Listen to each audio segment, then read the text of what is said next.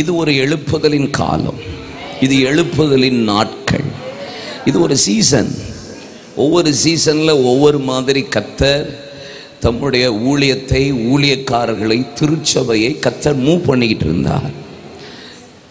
1904 Azusa street என்கிற ஒரு இடத்துல வில்லியம் சைமோர் என்கிற ஒற்றைக்கண் போதகர், ஆப்பிரிக்கா அமெரிக்கா கொலாபரேஷனில் பிறந்த ஒரு தேவ மனிதர், ஏறக்குறைய 14 ஆண்டு ஜெபித்த ஜெபத்தின் விளைவில் இவான் ராபர்ட்ஸ் எழுப்புதலின் தாக்கத்தை அடைந்த கர்த்தருடைய தாசன் ஒரே ஒரு வார்த்தை அவரால் நிறுத்த முடியாம அவருடைய திருச்சபையின் போதகர்கிட்ட போய் ஒரு 10 நிமிடம் நேரம் கொடுத்தா நான் ஆவியானவரை பற்றி ஒரு வார்த்தை சொல்ல வேண்டும் என்று கேட்டபோது ஒருவரும் அவருக்கு மைக்கு கொடுக்கிறதற்கு அவர்கள் ஆயத்தமாக இல்லை.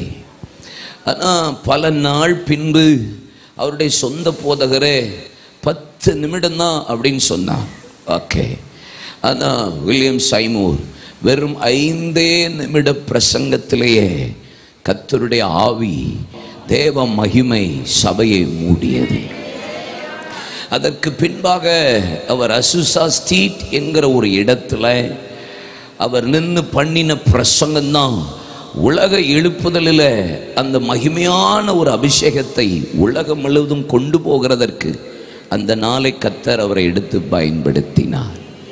ஒரு இடிந்து போன, ஒரு தீ பிடித்த ஒரு வீட்டை அவர் எடுத்து அதை கொஞ்சம் ரெனோவேட் பண்ணி அதில் நின்று கூட்டங்களை நடத்த ஆரம்பித்தார். அந்த நாட்களில் நடந்த அற்புத மாதிரி இன்றைக்கு வரைக்கும் நடக்கவில்லை. ஏன்னா வில்லியம் சைமோர் இப்படி பிரசங்கம் பண்ணிக்கொண்டே இருக்கும்போது கையே இல்லாத ஒரு நபர் வந்து நின்றான். வில்லியம் சைமோர் சொன்னார், அந்த மனிதனை உற்றுப்பா சொன்னார், ஸ்ட்ரெச் forth your hand. அவன் கையில் நீட்டு கையினார். அவன் விசுவாசத்தில் அந்த கை இவ்வளவுதான் இருக்கு, இப்படின்னா கை வளர்ந்தது. இல்லை நீங்கள் மெதுவாக தட்டுங்க, ஒன்றும் அவசரம்லாம் வேண்டாம். கையை நீட்டுன்னு சொன்ன உடனே அவ்வளவு வளர்ந்தது. அந்த மீட்டிங்கில் வந்த 2 கால்களை இழந்து கைகளில் கட்ட கம்பை வச்சு கொண்டு அதை நடந்து நடந்து ஊண்டி ஊண்டி வந்த மனிதன் அவனை பார்த்து சொன்னார், வில்லியம் சைமோர், திரும்ப போகும்போது ஷூ வாங்கி போட்டு போ என்பதாக. அவன் ஆச்சரியப்பட்டா. எல்லாரும் திரு திருன்னு முழிச்சாங்க. அவன் சொன்னதை கேட்டு விசுவாசிச்சான். கொஞ்ச நேரம் கூட்டத்தில் நின்னவன் கொஞ்ச தூரம் திரும்பி நடந்து போகும்போது இந்த கட்டை தானே என்ன சுமக்கும், இந்த கட்டையை என்னைக்கு நான் சுமக்கிறேனேன்ற மாதிரி பார்த்தா 2 கால் வளர்ந்திருந்தது. இது அசுசா ஸ்ட்ரீட்டில் நடந்த மிகப்பெரிய எழுப்புதல் உலகத்தை அசைத்தது. அந்த எழுப்புதலின் தாக்கத்தின் விளைவில் வந்தது தான் பெந்தேகோஸ்தே திருச்சபைகள், AG church, church of God, இப்படி பல பெந்தேகோஸ்தே திருச்சபைகள் உருவானதற்கு மூல அஸ்திவாரம் அமெரிக்காவில் வில்லியம் சைமோர் மூலியமாக அசுசா ஸ்ட்ரீட்டில் நடந்த எழுப்புதல். அவர் ஒரு வார்த்தையை கடைசியாக புத்தகத்தில் எழுதி வைத்து விட்டு போயிட்டார். இட்ஸ் a prophetical word, தீர்க்க தரிசனமா. அடுத்த 100 ஆண்டு கழித்து ஒரு மிகப்பெரிய எழுப்புதல் வரும். அது உலகத்தை அசைக்கிற எழுப்புதலாக இருக்கும். அந்த எழுப்புதல் தான் இயேசுவின் வருகைக்கு அது ஆயத்தமாக இருக்கும் என்பதா. அந்த எழுப்புதலின் நாட்களில் தான் இன்னைக்கு நம்ம இங்கே உட்கார்ந்து கொண்டிருக்கிறோம். இந்த சீசன்ல தான் கர்த்தர் அந்த மகிமையை தேவன் வெளியரங்கமாக்க போகிறார். ஏசாயா 40:5 லூக்கா 3:5 ரட்சிக்கப்பட்டவர்கள் சபையில் சேர்க்கிற நாட்கள் சீக்கிரமாய் துரிதமாய் நடக்க போகிறது. மாம்சமான யாவருடைய கண்களும் காண்கிற காலகட்டத்தில் தேவன் நம்மை கொண்டு வந்திருக்கிறார். கடந்த கால எழுப்புதல் எல்லாம் ஒரு தெருவில் நடந்தது, ஒரு காட்டுக்குள்ளேருந்து நடந்தது. ஒரு 2-4 பேர் ஒரு சின்ன இடத்துல ஜெபிக்கும் போது எழுப்புதல் நடந்தது. இப்படி சொல்லிக்கொண்டே போகலாம். ஒவ்வொரு காலகட்டத்தின் எழுப்புதல் அந்தந்த சீசனுக்கு தகுந்தாற் போல கர்த்தர் ஒரு மார்ட்டின் லூத்தரையோ, ஒரு ஜான் வெஸ்லியையோ, ஒரு ஜான் நாக்ஸையோ, சார்லஸ் ஃபின்னியையோ, டேவிட் லிவிங்ஸ்டனையோ, ஜோனத்தான் கோஃபோர்த்தையோ, ஜெரேமியன் லாம்ஃபயரையோ, ஜெரேமியன் தாமஸையோ, இப்படி பல பரிசுத்தவான்களை அந்தந்த காலகட்டத்திற்கு ஏற்றர் போல தேவன் பயன்படுத்தி எழுப்பினார். அடுத்த காலகட்டத்தில் இந்தியாவுக்கு ஒரு பெரிய எழுப்புதலை கொடுக்கும்படி பல பரிசுத்தவான்களை தேவன் அனுப்பி கொடுத்தவ. ஒரு சீசன் தோமாவை அனுப்பினவ ரிங்கில் தொபேவை கத்தர் நம்முடைய பட்டணத்துக்கு, அது கன்னியாகுமரி மட்டத்துக்கு கத்தர் கொடுத்திருக்கிறார். எத்தனையோ பரிசுத்தவான்களை சொல்லிக்கொண்டே போகலாம். ராக்லாண்ட் ஐயாவா இருக்கலாம், ரேனியஸ் ஐயாவா இருக்கலாம், சீகன் பாலா இருக்கலாம், ஐடா ஸ்கேடரா இருக்கலாம், எமி கார்மைக்கால் அம்மையாரா இருக்கலாம், வாக்கரையாவா இருக்கலாம், போப்பையாவா இருக்கலாம், கால்வல் ஐயாவா இருக்கலாம், டேவிட் ஐயாவா இருக்கலாம், அசரியா ஐயாவா இருக்கலாம், கிளரிண்டா அம்மையாரா இருக்கலாம். பணத்தை கொண்டே ஊழியம் செய்த அங்கே அங்கே அங்கே ஒரு நல்ல சாராட்டக்கர் என்ற வாலிப மகளா இருக்கலாம். அந்தந்த காலகட்டத்துக்கு சீசனுக்கு தகுந்தாற் போல எழுப்புதலை கொடுக்கிறதற்கு தேவன் பயன்படுத்தினார். ஆனா இந்த கடைசி கால எழுப்புதல் அங்கேயோ இங்கேயோ அப்படிலாம் இல்லை. இந்த கடைசி கால எழுப்புதல் எப்படி எழுப்புதல் உள்ள கூடி ஒருமனப்பட்டு ஒரு இடத்துல ஒரு சபையில வந்து வெடித்ததோ. One more time, God send the fire. அந்த அக்னியை கத்த சபையில தான் அனுப்ப போகிறதா. அதுக்காகத்தான் கத்த சபைகளை உருவாக்குகிறார். அதுக்கு தான் சபையை கத்தர் பிரதிஷ்டை பண்றார். அதுக்கு தான் சபையில ஒரு பிரசங்கம் ரட்சிக்கப்பட்டு 3000 பேர், ஒரு அற்புதம் சபையில 5000 பேர், ஒரு அடி சபையில திரளான புருஷர்கள் ஸ்திரீகள், ஒரு அழைப்பை சரி செய்த போது சீஷர்களின் தொகை பெருகியது. சபைக்குள்ள அன்பு விருத்தி அடைய இரத்த சாட்சி மரிக்கும் போது அறிவிக்கப்படாத இடத்திலும் அறிவிக்க புறப்பட்டு போனார்கள். அர்ப்பணிக்க சபை வளர்ந்து பெருகிற்று. தரிசனங்கள் சபைகளிலே பார்க்க புறஜாதிகளுக்குள்ளேயும் சுவிசேஷம் தீவிரமாய் புறப்பட ஆரம்பித்தது. அந்தியோகியாவில் சீஷர்களுக்கு தான் கிறிஸ்தவர் என்று பெயர். அங்கே ஆண்டவருடைய தேவதூதன் கிரியை செய்யும் போது இனி தேசத்தில் தேவ மகிமையை கர்த்தருக்கு செலுத்தாமல் எவனுக்கு செலுத்தினாலும் சபையில் அடி விழுகிற நாட்கள் அனுப்பப்பட்டவர்களாய் பரிசுத்த ஆவியானவர் ஊழியர்களுக்கு பிரித்து இனி சபைக்கு உள்ளவே அல்ல. இனி பரிசுத்த ஆவியானவர் உபவாசம் பண்ணி ஜெபித்து அனுப்புகிறவர்களை 13ஆம் வசனத்தில் அனுப்புவார்.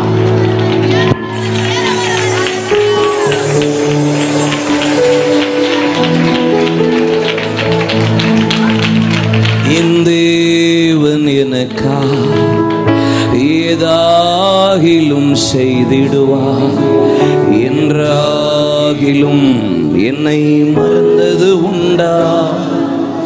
என் தேவன் எனக்கா ஏதாகிலும் செய்திடுவார், என்றாகிலும் உண்டா. ஆமென்.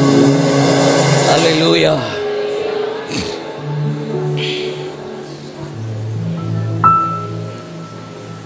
பிரவுன்ஸ்வில் அப்படிங்கிற ஒரு இடத்துல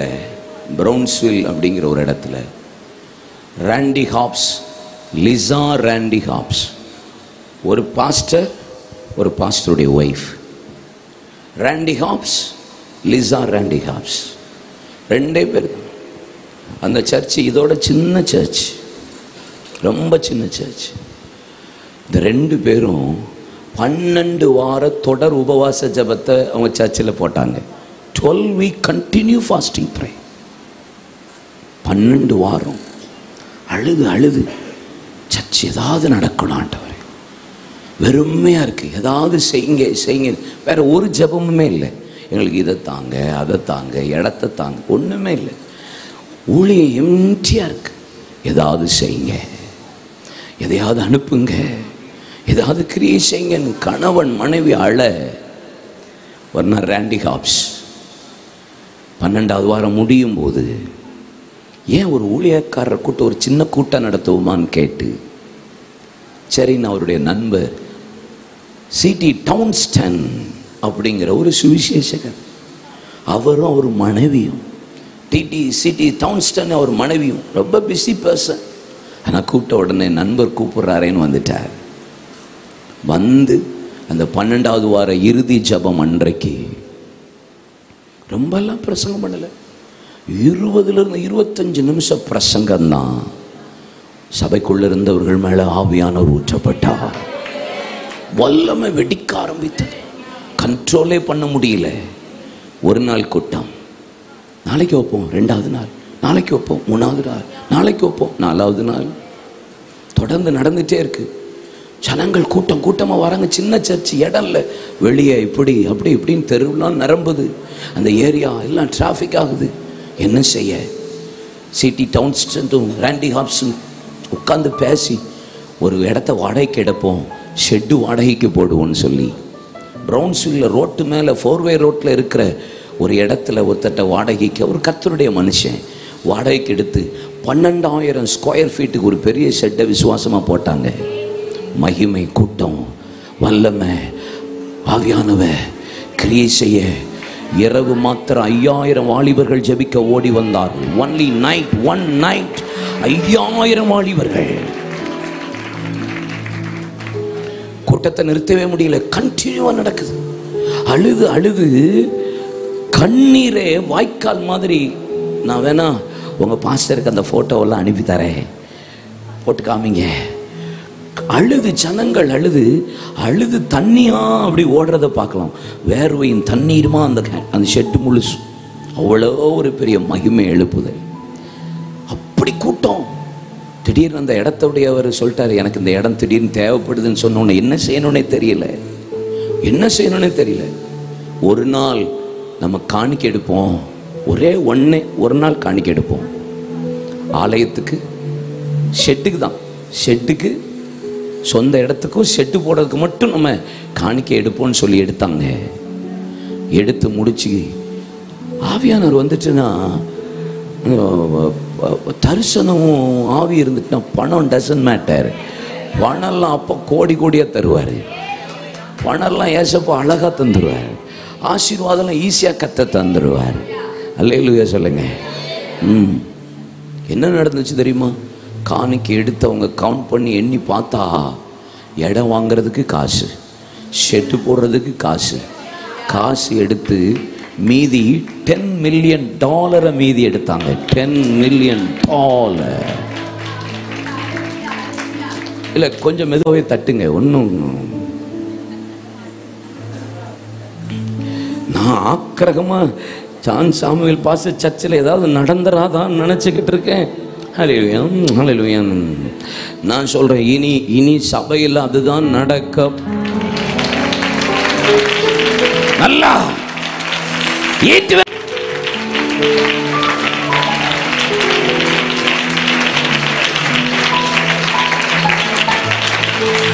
ஹல்லேலூயா. இனி சபைகள் எல்லாம் சின்ன சபையே 1000 தான் இருக்கணும், 10,000 தான் இருக்கணும். தம்பி பர்னபா சபையில இனி 10,000, 20,000, 25,000 சபை ஆத்துமாக்களை கர்த்தர் கொண்டு வருவாராக. கன்னியாகுமரி முழுவதும் கர்த்தருடைய மகிமை வெடித்து புறப்பட, இந்தியாவின் காஷ்மீர் வரைக்கும், உலகம் எங்கும் கையை தட்டுங்க, அந்நிய பாஷை பேசுங்க. மேடையில் இருக்கிற தேவ மனிதருடைய சபையெல்லாம் நிரம்புற நாட்கள் நிரம்ப போகிறது. நிரம்பட்டும். தமிழ்நாடு, இந்தியா சபை ஆசீர்வதிக்கப்பட்டா என்ன நடக்கும் தெரியுமா? சபை ஆசீர்வதிக்கப்பட்டா என்ன நடக்கும் தெரியுமா? சபை ஆசீர்வதிக்கப்பட்டா எல்லாரையும் ஆசீர்வதிப்பா. கையை தட்டுங்க, கையை தட்டுங்க. உங்க குடும்பத்துல குறைவு இருக்காது, உங்க பிள்ளைகள் வாழ்க்கையில குறைவு இருக்காது. ஆவியானவருடைய பின்மாறி வருமானா, பிந்தின் ஆலயத்தின் மகிமை வருமானா, குறைவுக்கு அங்க இடம். 5 அப்பம் இருந்தாலும் 2 மீன் இருந்தாலும் உங்களை கொண்டு 5000 பேரை போஷிக்க வைப்பா. 12 கூட, 12 கையை தட்டுங்க.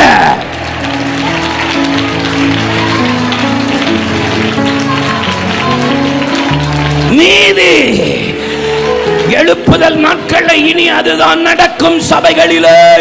உடா தராபா Santhana கபோ உடா கந்தரபலதி யாத்தரே மமா கந்துரிபியா கரலபா ரிகந்தரே மமா உடா கந்தரலகதியா கரலபா.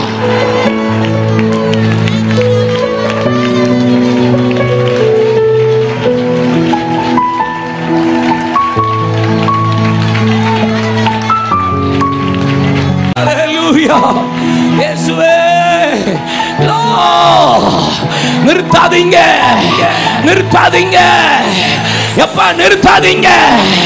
We need more, we need more. நிறுத்தாதீங்க, நிறுத்தாதீங்க. மகிமை போதாது, இன்னும் not enough, not enough, not enough, not enough. புதிய கிருபை, புதிய தரிசனம், புதிய வெளிப்பாடு, புதிய வார்த்தை, புதிய அந்நிய பாஷை, புதிய இன்டர்பிரேஷன்.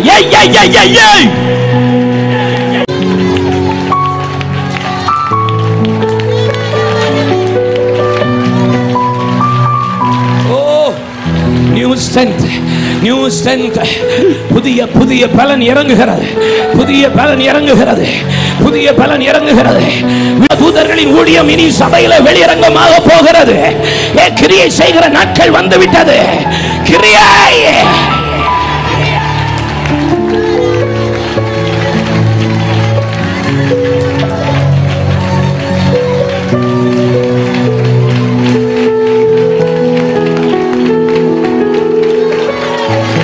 என் ஆவியை நான் ஊற்றுவேன்.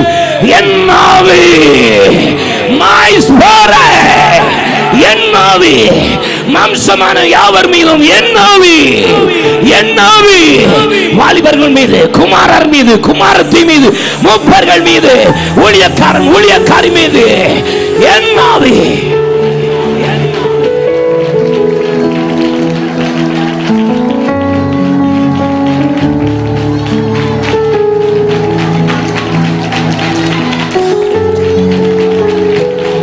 Hallelujah, hallelujah, hallelujah. என் இயலாமையில் நீ செயல்படுவி, உம் கரம் என்னில் விலகாதிருக்கும். என் இயலாமையில் நீ செயல்படுவி, உம் கரம் என்னில் விலகாதிருக்கும்.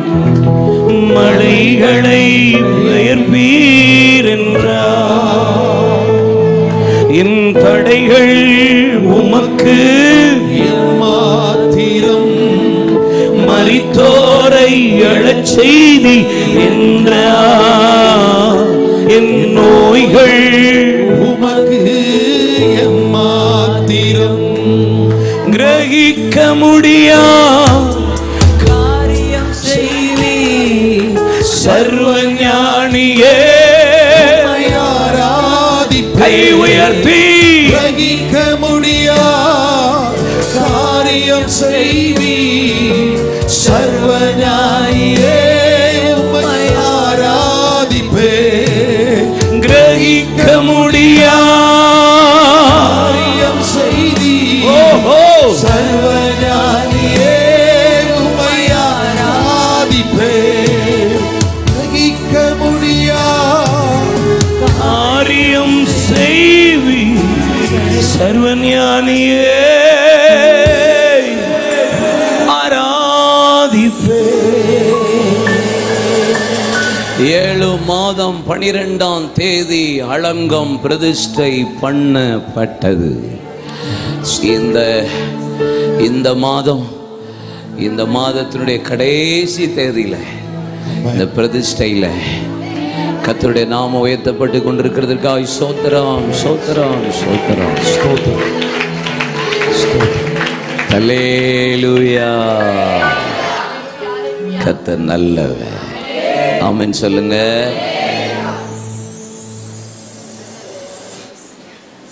சபதான் ஆசீர்வாதம், சபதான் ஆசீர்வாதம், சபதான் அடையாளம். சபையை தான் கர்த்தர் சந்திக்க வரும். ஆலயத்தில் சிமியோன் என்கிற ஒருவன் ஆவியானவர் சொல்லியிருந்து அவரை ஏவி சர்ச்சுக்கு கொண்டு வந்தார். இயேசுவை பார்த்தார், இயேசுவை ஏந்தினார். ஆலயத்தில் தான் பார்க்க முடியும், ஆலயத்தில் தான் அனுபவிக்க முடியும். இல்லை எவ்வளோ நல்லப்பா இல்லை. சர்ச்சை தவிர்த்து வேற ஒண்ணுமே கிடையாது. எவ்வளவு அவுட் சைடு ஊழியம் செஞ்சாலும் முடிவு சர்ச் தான்.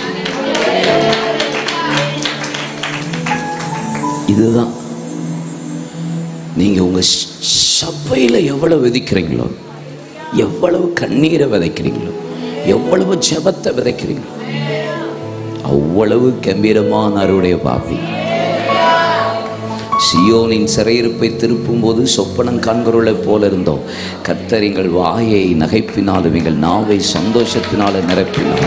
கர்த்தர் அவர்களுக்கு பெரிய காரியங்களை செய்தார். கர்த்தர் எங்களுக்கு பெரிய காரியங்களை செய்தார் என்று புறஜாதிகள் சொல்லிக் கொள்ளுகிறார்கள். தெற்கத்தை வெள்ளங்களை திருப்புகிறது போல எங்கள் சிறையிருப்பை திருப்புகிற தேவன். ஆமே ஆமே. அள்ளி தூவும் விதைகளை சுமந்து கொண்டு போகிறவன் அழுது கொண்டே போகிறான். ஆனால் தம் அறுத்த அரிகளை சுமந்து கொண்டு கம்பீரத்தோடு திரும்பி வருவான்.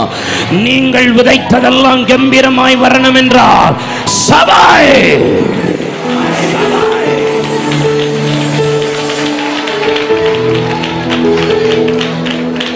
ஹல்லேலூயா. ஆமென். வேகமா ஒரு வார்த்தையை நான் சொல்லி உங்களுக்காக நான் ஜெபிக்க விரும்புகிறேன். எல்லாரும் சபையை பற்றி பல ஆசீர்வாதங்களை உங்களுக்கு சொல்லியிருக்கிறார்கள். சர்ச் சபையில் இந்த கடைசி காலத்தில் யார் தேவை என்பதை நான் உங்களுக்குள்ள விதைத்து விட்டு போக என் ஆவியில் நான் ஏவப்பட்டவனா இங்கே நிற்கிறேன். ஆமென் சொல்லுங்க. எபேசியர் உங்களுக்கு தெரியும், 4ஆம் அதிகாரம் 5ஆம் அதிகாரம், அதே போல கொலோசியர் 1ஆம் அதிகாரம் 18ஆம் வசனம், இதிலெல்லாம் நீங்கள் பார்த்தீங்கன்னா சபைக்கு கிறிஸ்துவே தலையாயிருக்கிறார் அப்படின்னு போட்டிருக்கு. இல்லை, தலை. நம்ம அப்பா யாரு? சபைக்கு தலை, ஹெட். ஹெட் இது குளோரியஸ் ஹெட், கிருபையுள்ள தலை. குளோரியஸ் ஹெட் மகிமையுள்ள தலை. கிரேசியஸ் ஹெட் கிருபையுள்ள தலை. கைடிங் ஹெட் வழி நடத்துகிற தலை. என்ன தலை? சொல்லுங்க தலை. என்ன தலை? கிருபையுள்ள தலை, மகிமையுள்ள தலை, வழி நடத்துகிற தலை. இந்த சபைக்கு இயேசு தலையா இருக்கிறார். கிருபையா, மகிமையா, இல்லை ஆலோசனையா, வழி நடத்துகிற இப்படிப்பட்ட இந்த தலையில எப்படிப்பட்டவர்களா நீங்க இருக்கணும்னா, be support in your growth, be sincere in your growth, be stable in your growth. சபைக்கு தலைக்கு நீங்க எப்போதும் உதவியா நீங்க வளரணும், உண்மையா வளரணும், உறுதியா வளரணும். சபையில் எப்பயுமே நீங்க எப்படி உண்மையா வளரணும், உறுதியா வளரணும். ஆமா, நீங்க வளர்றது அப்படிதான் வளர்ச்சியா வளரணும். அப்போ இந்த சபைக்கு தலை வரணும். இந்த பாஸ்டரை கர்த்தர் உங்களுக்கு மெய்ப்பனா கொடுத்திருக்கிறார்னா உறுதி ஸ்திரமா வளரணும். இன்னும் நிப்பிள் வச்ச பிள்ளையா இருக்கக்கூடாது சர்ச்சில். பாஸ்டர் என்ன சர்ச்சில் என்ன பாஸ்டர் கவனிக்கிறதே இல்லை அப்படின்னு அலப்படாது. அவர் என்ன கவனிக்காட்டாலும் இது ஏன் சர்ச்சு? பச்சை புள்ள மாதிரி இந்த ஸ்கூலில் ஞாபகம் இருக்குல்ல தம்பி, ஸ்கூல் படிக்கும் போது டீச்சர் இவன் நுள்ளிட்டான், டீச்சர் இவன் லப்பரை எடுத்துட்டான், என்ன குத்துறான், என் ஜாமெண்ட்ரி பாக்ஸை எடுத்துட்டான்.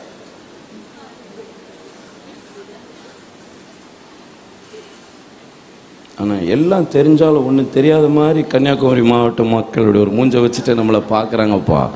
தோத்திரம். அப்போ அப்படிப்பட்டவர்களா நீங்களும் நானும் இருக்கிறதுக்கு கர்த்தர் நம்மளை அழைக்கல. இல்லையா சொல்லுங்க. எது எப்படிப்பட்டவர்களா இருக்கிறதற்கு கர்த்தர் நம்மளை அழைச்சிருக்கிறார்? சின்சியரா, ஸ்டேபிளா. ஆமென். நீங்க அப்படிப்பட்ட ஒரு வளர்ச்சியில நீங்க வளர்ந்தா அப்பந்தான் நீங்க சபை தலைக்கு கூட நடக்கிறீங்கன்னு அர்த்தம். அல்லேலூயா. 1 நாளாகமத்தின் புஸ்தகம் 12ஆம் அதிகாரம் அதனுடைய 22ஆம் வசனத்தை நீங்க வாசித்து பார்த்தீங்கன்னா, தாவீதுக்கு உதவி செய்கிற நபர்கள் அவனுக்கு கூட வந்து சேர்ந்தபோது, நாளுக்கு நாள் அவனோடு கூட வந்து சேர்ந்தபோது அவன் சேனை தேவ சேனையை போல மகா பெரிய தேவ சேனையா மாறியதான். தாவீதுக்கு உதவி செய்கிற நபர்கள் அவனோடு கூட வந்து சேர்ந்தபோது அவன் சேனை தேவ சேனையை போல மாறியது. எப்படி மாறியது? தாவீது கூட இருந்தவங்க யாரு? கடன்பட்டவர்கள், ஒடுக்கப்பட்டவர்கள், முறுமுறுக்கிறவர்கள், பலவீனப்பட்டவர்கள். கடன்பட்ட, ஒடுக்கப்பட்ட, முறுமுறுக்கிற, பலவீனப்பட்டவர்கள் தாவீதோடு இருந்தபோது வேதம் சொல்லுகிறது, அங்கே 1 சாமுவேல் 30ஆம் அதிகாரத்தில் அமலேக்கியர் வந்து எல்லாவற்றையும் சிறைப்படுத்தி கொண்டு போன போது அங்கே தாவீது பலன் போகும் மட்டும் அழுதான். ஆண்டவரே, மனைவி பிள்ளைகள் எல்லாவற்றையும் சிறைப்படுத்தி கொண்டு போனார்கள் என்று சொன்னபோது தன்னை திடப்படுத்தி கொண்டு தேவ சமூகத்தில் ஏபோத்தை தரித்து கர்த்தரிடத்தில் விசாரித்தான். ஆண்டவரே, நான் போகவா வேண்டாமா என்று கேட்டபோது, நான் சொல்லும் போது புறப்படு, இப்ப போன்னு சொன்னா. கர்த்தர் அவனுக்கு முன்பாக போய் சத்துருவை முறியடித்து, அங்கே வேதம் சொல்லுகிறது, நீ சிறியதிலும் பெரியதிலும் ஒன்று குறையாதபடி திருப்பிக் கொள்ளுவாய் என்று கர்த்தர் சொன்ன பிதாவின் வாக்குத்தத்தத்தின் பிரகாரமே கடன்பட்ட, ஒடுக்கப்பட்ட, முறுமுறுக்கிற, பலவீனப்பட்டவர்களை கொண்டு போனார். 600 பேர் புறப்பட்டு போனார்கள். 400 பேர் தான் அங்கே 200 பேர் விடாய்த்து போனார்கள். வெறும் 400 பேர் புறப்பட்டு போய் சிறியதிலும் பெரியதிலும் ஒன்று குறையாதபடி யுத்தம் பண்ணி திருப்பி கொண்டு வந்தார்கள். கர்த்தர் என்ன சொன்னாரோ அதன்படியே எல்லாவற்றையும் அவர்கள் திருப்பிக் கொண்டு ஆடல் பாடல் நடனத்தோடு தாவீதின் கொள்ளை என்று கர்த்தரை மகிமைப்படுத்தினார்கள்.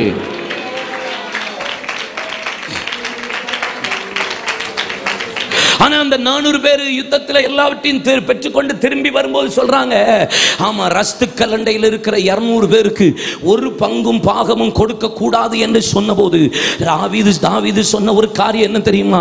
இல்ல, யுத்தத்துக்கு வந்தவனுக்கும் பங்கு உண்டு, ரஸ்து கல்லண்டையில் நிற்கிற 200 பேருக்கும் பங்கு உண்டு. ஆனா 400 பேர் சொன்னா கொடுக்க கூடாதுன்னு.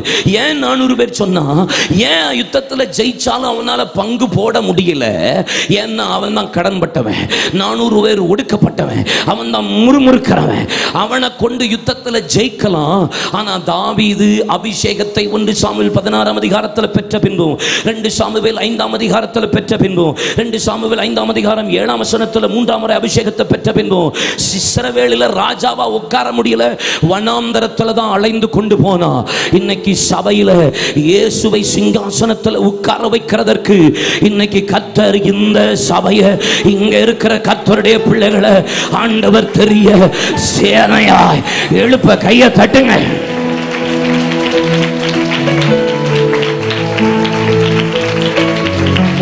யுத்தத்தில் ஜெயிச்சான். ஆனா ராஜாவை சிங்காசனத்தில் உட்கார முடியல, பங்கிட்டு கொடுக்க முடியல. ஏன் தெரியுமா? எழுப்புதலை பார்க்க முடியல. ஏன் ஆண்டவர் சமூகத்தில் ஊழியத்தை இணைஞ்சு செயல்பட முடியல? எல்லாம் கடன்பட்டவன், ஒடுக்கப்பட்டவன், முறுமுறுக்கிறவன். தாவீது வனாந்தரத்தில் தான் அலைஞ்சான். ஆனா எப்ப சிங்காசனத்துக்கு வந்தான் தெரியுமா? அவனுக்கு உதவி செய்கிற நபர்கள் அவனோடு கூட வந்து நாளுக்கு நாள் அவனோடு கூட வந்து சேர்ந்த போது அவன் சேனை தேவ சேனையை போல மகா பெரிய சேனையாய் மாறியது. சேனையா மாறிச்சு. உதவி செய்கிற யார் வந்தாங்க? வலது இடது கையாட்டமுடையவர்கள் வந்தார்கள், கவன்கள் எய்கிறவர்கள் இருந்தார்கள், வில்லம்பு எய்கிறவர்கள் இருந்தார்கள், பரிசை ஈட்டி பிடித்தவர்கள் இருந்தார்கள். யோர்தான் கரை புரண்டு ஓடும்போது யோர்தானிலே குதித்து கரையை கடந்து சத்துருவைகளை துரத்தினவர்கள் வந்தார்கள். வெளிமானின் வேகத்தை போல ஓடுகிறவர்கள் வந்தார்கள். சிங்கமுகம் போன்றவர்கள் வந்தார்கள். அணியணியாய் புறப்பட்டவர்கள் வந்தார்கள். அணியணியாய் காத்துக்கொண்டவர்கள் வந்தார்கள். காலாகாலத்துக்கு ஆலோசனை சொல்லுகிறவர்கள் வந்தார்கள். காலாகாலத்துக்கு ஆலோசனை பண்ணி கேட்டு நடக்கிறவர்கள் இருந்தார்கள். ஒருமனப்பட்டவர்களாக ராஜாவை சிங்காசனத்தில் உட்கார ஒருமனப்பட்டவர்கள் அவனோடு இருந்தார்கள். இப்படிப்பட்ட தாவீதோடு கூட வந்தவர்கள் 400 பேர் பலவீனப்பட்டவன், ஒடுக்கப்பட்டவன், முறுமுறுக்கிறவன். சிங்காசனம் போக முடியல, எழுப்புதலை பார்க்க முடியல. ஆனா எப்போ இந்த கூட்டம் தாவீதோடு வந்ததோ, இந்த சேனை ஸ்டேபிளா, சின்சியரா, ஸ்டெடியா எப்போ வந்ததோ, கர்த்தர் தாவீதை, ராஜாவை, தலைய சிங்காசனம். ஆமென். சிங்காசனம் நீங்க ஆதியாகமத்தின் புத்தகம் 49ஆம் அதிகாரத்தில் அங்கே யாக்கோபுக்கு கர்த்தருடைய ஆவியை பெற்று அபிஷேகத்தை பெற்று கண் திறக்கப்பட்டவனாய் கர்த்தருடைய வார்த்தை அவனுக்கு வெளிப்பட்ட போது ஒவ்வொரு பிள்ளைகளையும் 12 பிள்ளைகளையும் கூப்பிடுறான். ரூபன் வா, சிமியோன் வா, லேவி வா, நப்தலி வா, இசகார் வா, தான் வா, காத்துவே, ஆசேர் வா அப்படின்னு சொல்லி ஒவ்வொரு ஆளையா கூப்பிட்டு பெஞ்சமின், யோசேப் எல்லாத்தையும் ஆசீர்வதிக்கிறான். அப்போ ஒவ்வொருவனையும் ஆசீர்வதிக்கும் போது ரூபனை பார்த்து சொல்கிறான், தண்ணீரை போல தலைமையினவன், தகப்பன் மஞ்சத்தை தீட்டுப்படுத்தினவன், நீ மேன்மை அடைய மாட்டா. லேவி சிமியோன் வா, நீ கொடுமையின் கருவி, நீ கோபக்கார பயல்கள் அல்ல. யூதா பாலசிங்கம் இறையை கவர்ந்து கொண்டு போகும், அவன் மல்லாந்து விளம்படி படுத்துக் கொள்ளுவான், அவன் இறையை கவர்ந்து கொண்டு போவான். இப்படி ஒவ்வொருவரையும் அழைச்சி அழைச்சி அழைச்சி அழைச்சி அழைச்சி ஆசீர்வாதத்தை சொல்லி தீர்க்க தரிசனத்தை சொல்லி, ஆனா நீ என்னென்ன இப்படி இப்படி இருப்ப, எப்படி இப்படி இருப்பன்னு எல்லாத்தையும் சொல்லிக்கிட்டே வரும்போது தான் கோத்தரம் வருகிறது. தான் கோத்தரம் வரும்போது அங்கே 16-17 வசனத்தில் தான் கோத்தரத்தை பார்த்து யாக்கோபு ஒரு வார்த்தையை தீர்க்க தரிசனமா சொல்கிறான். தான் மல்லாந்து விழும்படி படுத்து கிடப்பான், அவன் குதிங்கால பிடிப்பான், சர்ப்பத்தை போல விரியனம் போல தீண்டுவான், கடிப்பான். தான் தான பத்தின தீர்க்க தரிசனம் சர்ப்பம், அவன் சர்ப்பம் கடிப்பான், தீண்டுவான். சொல்லி முடிச்ச உடனே 18ஆம் வசனத்தில் ஒரு வார்த்தை இருக்கு, கர்த்தாவே உம்முடைய ரட்சிப்புக்காக காத்திருக்கிறேன். ரூபனுக்கு சொல்லிவிட்டு ஜெபம் பண்ணாத யாக்கோபு, சிமியோனுக்கு லேவிக்கு சொல்லிவிட்டு தீர்க்க தரிசனத்தை சொல்லிட்டு ஜெபம் பண்ணாத யாக்கோபு, யூதாவுக்கு சொல்லிட்டு ஜெபம் பண்ணாத யாக்கோபு, ஆசைகளுக்கு யாருக்குமே ஜெபம் பண்ணாத யாக்கோபு தானுக்கு மட்டும் ஏன் ஜெபிக்கிறான்? கர்த்தாவே உம்முடைய ரட்சிப்புக்கு காத்திருக்கிறேன். ஏன்? தான் சர்ப்பம், விஷம் கடிக்கிறவன். வெளிப்படுத்தின விசேஷம் 13ஆம் அதிகாரத்தில் கோத்தரத்துக்கு முத்திரை போட்டப்பட்டவர்கள் என்று சொல்லப்பட்டதுல எல்லா கோத்தரமும் இருக்கு, 12,000 தான் கோத்தரம் மாத்திரம் இருக்காது. ஏன்? அதுல தான் அந்தி கிறிஸ்து வருவான். தான் கோத்தரத்திலிருந்து தான் அந்தி கிறிஸ்து வருவான். அங்க இல்லை, அதுக்கு பதிலா கர்த்தர் மனாசே கோத்தரத்தை ஆட் பண்ணிட்டார். அப்ப சர்ப்பம், சத்துரு கடிப்பான், தீண்டுவான், விஷம் போல நிற்பான், மல்லாந்து விடும்படி படுத்து கிடப்பான். அப்போ ஒரு பெரிய பொல்லாத வல்லமை, ஒரு அந்தி கிறிஸ்துவின் ஆவி தேசத்துல வரப்போதே அப்படி நினைச்சுதான் யாக்கோபு ஒரு பிரேயர் பண்றான். It's not an ordinary prayer, you know. கர்த்தாவே, that mean ஏதோ ஆபத்து. பேதுரு சொல்லுகிறான், ஐயரே நாங்கள் மடிந்து போகிறது உமக்கு. உள்ள தண்ணிக்குள்ள போகும்போது தகப்பனே ஆண்டவனே. அற்ப விசுவாசி, ஆபத்து வரும்போது, பயம் வரும்போது, திகில் பிடிக்கும் போது, அழிவு வரும்போது, நாசமோசம் வரும்போது ஒரு கூக்குரல் உண்டாகும். யோவாப்பும் ஆகாப்பு யுத்தத்துக்கு போகும்போது யோசபாத்து அங்கே யோசபாத்து ஆகாப்பு மாதிரி, ஆகாப்பு யோசபாத்து மாதிரி போட்டான். அப்போ வேஷம் மாறி யுத்தத்துக்கு போன போது அங்கே சத்துரு பட்டையை எடுத்து இவன் தான் ஆகாப்பு என்று யோசபாத்தை குத்த வரும்போது யோசபாத் கூக்குரலிட்டான். ஆபத்து, கூக்குரல். எப்ப அழிவு வருதோ, எப்ப நாசமோசம் வருதோ, எப்ப சத்துரு எழும்புறானோ, எப்ப பிசாசு தீவிரிக்கிறானோ, அப்பெல்லாம் ஒரு ஜெபம்.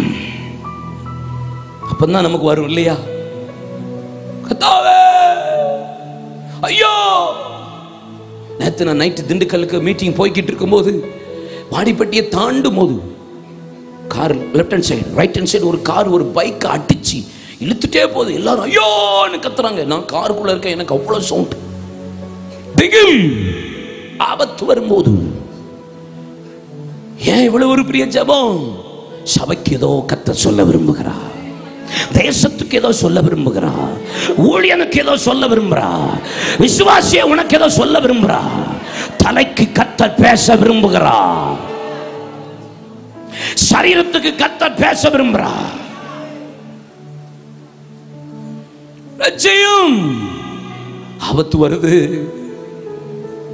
சொல்லி ஜெபம் முடிச்ச உடனே அடுத்த வர்றது யார் தெரியுமா? காத்து. காத்து காத்தின் மீது இராணுவ கூட்டம் எழும்பி வரும்.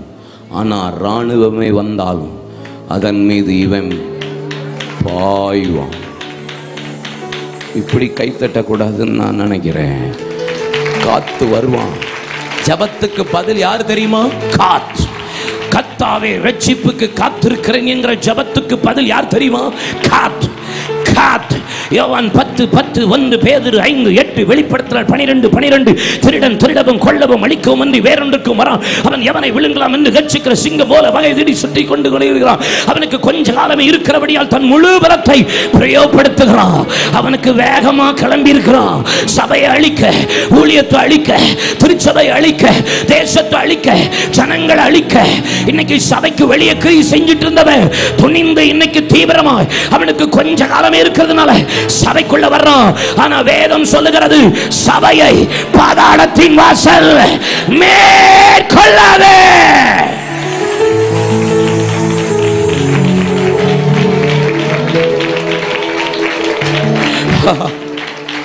இன்னைக்கு வெளியே கிரியை செஞ்சு கொண்டு வந்த பிசாசு சபைக்குள்ள துணிஞ்சு பாட்டு பாடுறானே, சினிமா பாட்டை பாட்டிட்டு இதுதான் தீர்க்க தரிசனம் சொல்றானே. எனக்கு அதை பார்த்து சிரிப்பு வரல. நெஞ்சில் அடிச்சு மண்டல் கொட்டி அழுதோம். ஐயோ ஐயோ ஐயோ கர்த்தாவே, உம்முடைய ரட்சிப்புக்கு காத்திருக்கிறோம். சபைக்குள்ளையும் ஜனங்களை வஞ்சிக்கிற ஒரு கூட்டம் எழும்பிட்டு அப்படிங்கிற வேதனை.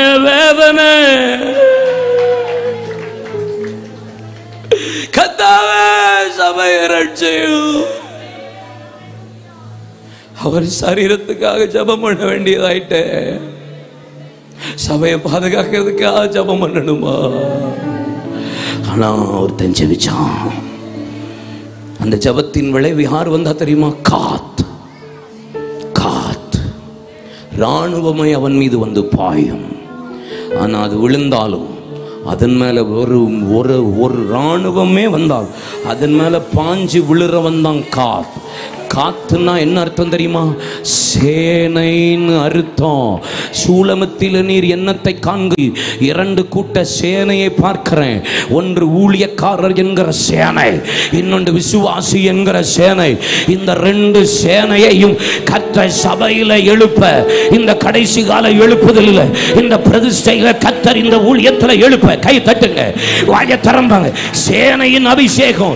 இஸ்ரவேல் ஜனங்கள் எகிப்திலே 430 வருஷம் அடிமையா இருந்தபோது 7ஆம் அதிகாரத்திலும் சரி, அங்கே 12ஆம் அதிகாரம் 45ஆம் வசனத்திலும் சரி, அன்றைய தினம் அடிமைத்தன வீடாகிய எகிப்தை விட்டு அவர்கள் புறப்படும் போது சும்மா அல்ல, அடிமையா அல்ல, சேனையாய் புறப்பட்டார்கள். கை தட்டுங்க.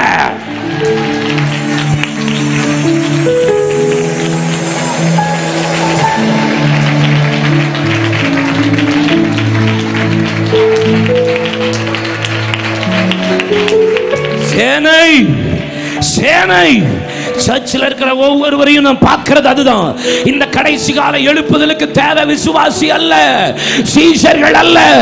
அழிவு சபைக்கு வரும்போது ஜெபத்துக்கு பதில் சேனை. கை தட்டுங்க, வாயை தரங்க, அந்நிய பாஷை பேசுங்க.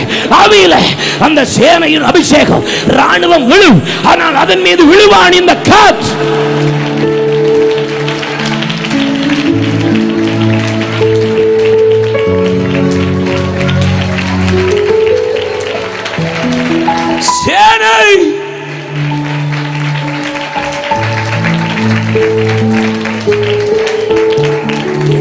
ஹல்லேலூயா. எழும்பியாகணும். உபாகமம் 33:21 சொல்லுகிறது, காத்து தன் ஜனத்தின் முன்னணியில் இருப்பான். எப்படி இருப்பான்? முன்னணியில். நியாயப்பிரமாணிகன் கொடுத்த பங்கு அவனுக்கு பத்திரமா இருக்கும். அவன் தன் முதலிடத்தை காத்து கொள்ளுவான். காத்து எப்பாதும் எப்படி எங்கே தான் இருப்பான்? பக்கத்தில் பார்த்து சொல்லுங்க, முன்னாடி தான் இருப்பான். முன்னாடி தான் வருவான், முதல்ல தான் இருப்பான். இயேசுவுக்கு பசி உண்டாயிற்று. இயேசுவுக்கு பசி உண்டான உன்னை பிசாசு எப்போ வந்தான்? உபவாசம் பண்ண ஆரம்பிக்கும் போது வந்தானா, முடிக்கும் போது வந்தானா? கடைசியாக தான் வந்தான். முதல்ல வர்றது பிசாசா இருக்காது, கடைசியாக வர்றது தான் பேயா இருக்கும். சர்ச்சில் அது கடைசியாக வந்தாலும் அது பேயா தான் இருக்கும். இந்த கடைசி கால எழுப்புதலுக்கு எப்படி வரணும்? முன்னாடி சொல்லுங்க, முன்னாடி முன்னாடி முன்னாடி முந்தி. 1 நாளாகமம் 11ஆம் அதிகாரம் 6ஆம் வசனம்.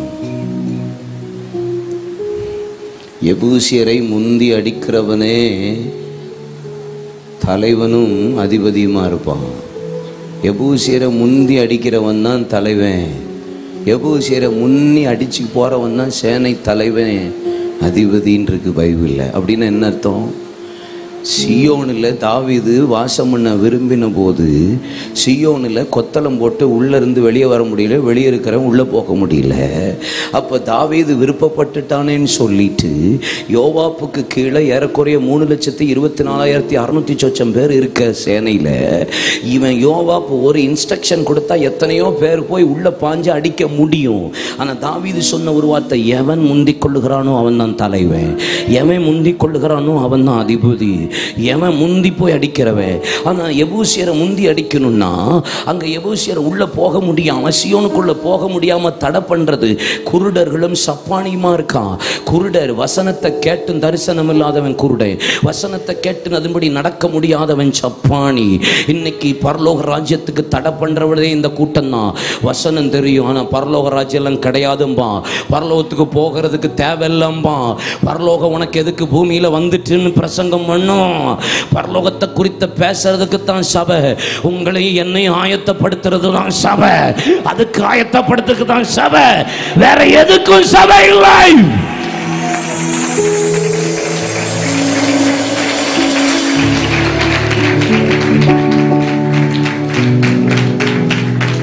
உள்ளே போகல. எவ்வளவு பேர் இன்ஸ்ட்ரக்ஷன் கொடுத்தா போய் செய்ய வேண்டியதுக்கு ஆள் இருந்தாலும் வேதம் சொல்லுகிறது உள்ளே போகிறதுக்கு வழி தேடி பார்க்க வெளியே எங்கேயும் வழி இல்லை. ஒரே வழிதான், சாக்கடை, சாலகம். சாக்கடை தண்ணி வர்ற ஒரு பாதை மட்டும்தான் இருக்கு.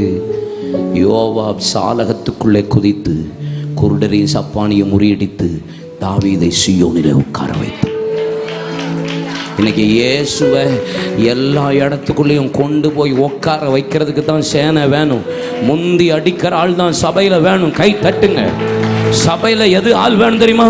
முந்தி அடிக்கிறவர்கள் வேணும். வசனத்தின்படி முந்தி அடிக்கிறவன் வேணும். வசனத்தை தடை பண்ணுகிறவனை முந்தி அடிக்கிறவர் கூட்டம் எழும்பியாகணும். சேனை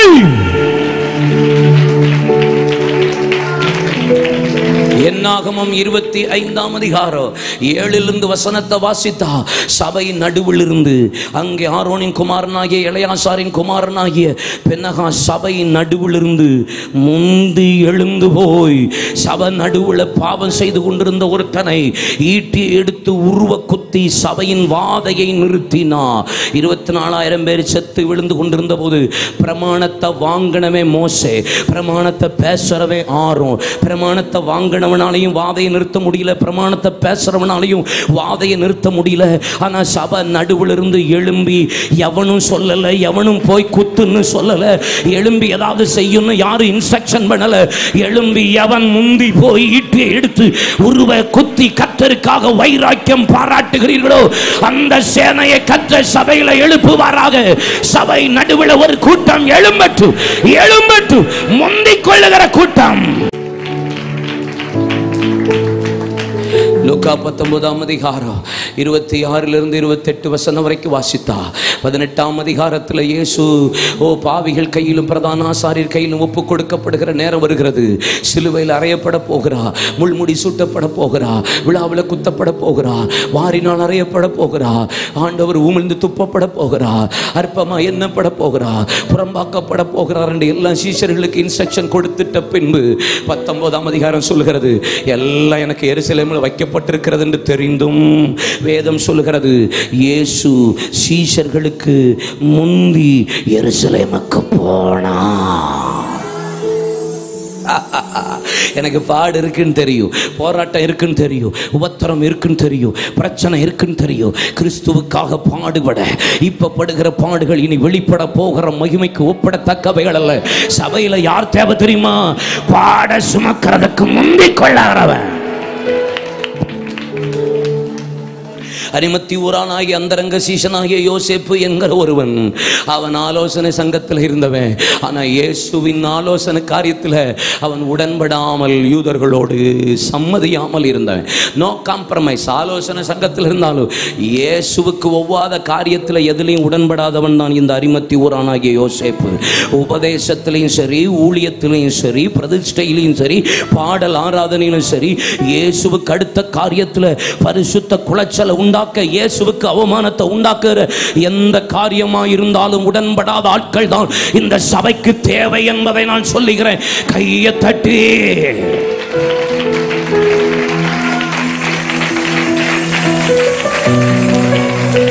இந்த யோசேப்பு பிலாத்துவினிடத்தில் போய் இயேசுவின் அடிக்கப்பட்ட, பிக்கப்பட்ட, இரத்தம் இல்லாத, தண்ணி இல்லாத காயங்களினாலே எல்லாம் கிழிக்கப்பட்ட, குத்திரும் கொலையருமாயிருக்கிற அந்த பாடுள்ள சரீரத்தை கேட்டு எல்லாருக்கும் எப்படி இருந்திருக்கும்? கிறுக்கு போய பணக்காரன் லெனன் கிளாத்தில் போய் பாடுள்ள சரீரத்தை போய் கேட்கிறான். பிராந்தையாக்கும், ஓ ஐத்தியமாக்கும். அவன் எதை குறித்து கவலைப்படலை. நான் பாடுகளை கேட்பேன். எவனாவது கேட்பானாடா பாட? இயேசு சிலுவையில் எல்லாம் சிலுவை செய்து முடித்த பிறகு எவனாவது பாடு கேட்பானாடா? நான் கேட்பேன், நான் கேட்பேன். இயேசுட்ட வாங்கிறது பிரசியஸ் இல்லை, இதையும் வாங்கிறதுக்கு கற்றுக்கொள்றதுக்கு தான் ஒரு கூட்டம் வேணும். முந்தி போய் பிலாத்துவினிடத்தில் போய் கேட்டான். வாங்கி கொண்டு போய் ஒருவரும் ஒரு காலம் வைக்கப்படாத கல்லறையில் வைத்தான். எல்லாரும் சொன்னாங்க, இவனுக்கு கிறுக்கு பிடிச்சிருச்சு, துட்டுக்கு இருக்கு, பிரிசாசுக்கு இருக்கு, அதனால தான் இவன் போய் பாட வாங்குறான். எல்லாரும் அற்பமாக நினச்சிருப்பாங்க, எல்லாரும் ஏளனமாக பேசியிருப்பாங்க. ஊழியக்காரங்க, கர்த்தருடைய பிள்ளைகள் கிறிஸ்துவின் நாமத்துக்கென்று பாடுபடும் போது இந்த உலகம் நம்மளை அற்பமாக தான் பார்க்கும், ஏளனமாக தான் பார்க்கும். சாப்பிடாமல் இருக்கும்போது ஏன்னு சிரிக்கும், தூஷிக்கும் போது சிரிக்கும், ஆனாலும் பார்க்கும், எல்லாம் சொல்லும். ஆனால் எனக்கு ஒன்று தெரியும், ஒரு 3வது நாள் என்று ஒன்று உண்டு இருக்குமானா அன்னைக்கு அது மகிமையா வெளிப்படும். இப்ப பாடா இருக்கும், ஆனா இனி வெளிப்படுகிற நாள் மகிமையா இருக்கும். கை தட்டுங்க, கை தட்டுங்க. எனக்காக கல்லறைகள் திறக்கும், கட்டுகள் உடையும்.